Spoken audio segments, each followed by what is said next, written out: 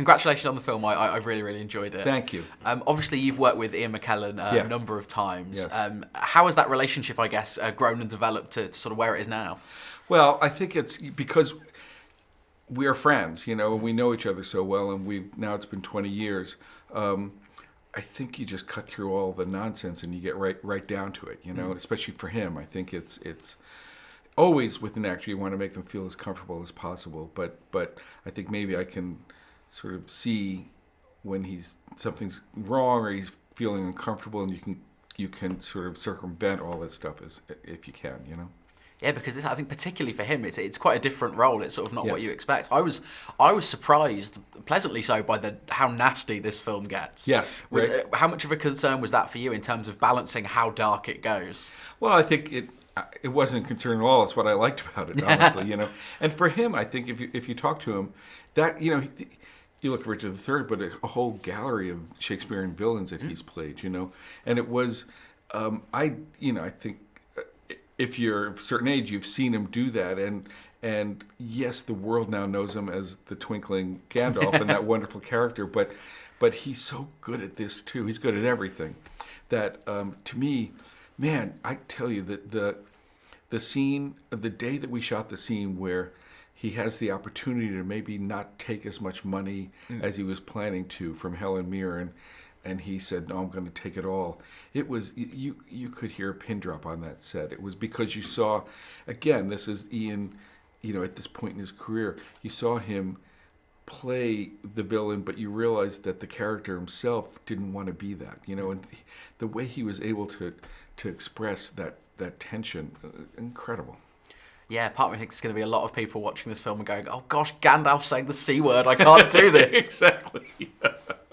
And obviously, it's great to see Ian McKellen and Helen Mirren together. How did you find the chemistry, I guess, between those two, or was it there naturally? It was there naturally. Yeah. They knew each other. They'd done a play together. They're very different kinds of actors, and they knew that about each other. And I think they each help each other, because Helen is really about retaining the spontaneity as much as possible. Ian's about digging as deep as possible, and so they both affected each other in a way that was really good. I think one of the things that's sort of changing, I guess, at the moment is the range of roles available to older actors. Yes, yeah. And I think that was something that I really liked about this film. Yeah, and I like, too, that there's not one scene in which they're talking about any aches and pains they have or going to the hospital or, you know what I mean? It's really all about these agendas that these characters have, fully in the swim of life. Very much so. How much fun did you have, I guess, with taking these legendary actors and making them do some of the things they do? Well, it's incredible. People will see at the end there's a fight scene, and it was designed to feel like it's one shot. So we'd move around them, and in the black make this stitch into the next shot, and every bit of it is them. There's not any stunt double to be seen, and that was fun, but fun for them too. They were like really into it. But man, when you watch Ian McKellen climb on top of her back and try to suffocate her, it's terrifying on the set, Yeah, that's it. I live just outside London in an area, and some of the cinemas I go to, the audience is, shall we say, a bit older, and I kind of relish the idea of them watching this film, going for a nice Ian McKellen, Helen Mirren afternoon, and then being like, whoa. I know what you mean. Yeah, because there's suddenly blood splattering in their laps, But yeah, I hope they also get what they wanted out of it too. I think so. And how was this project, I guess, for you as a filmmaker? You've done big blockbusters, you've done smaller stuff. Yeah. I guess, do you have like a preference, or do you kind of enjoy being able to skirt both worlds? And I don't really make much distinction between them. To me, they're all part of the same thing.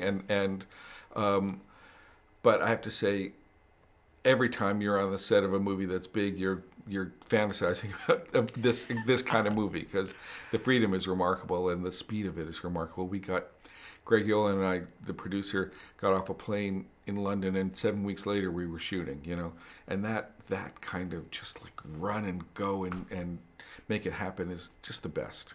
Well, it's been absolutely great to speak to you, and congratulations again on the film. Good, thank you. Thank you. Okay.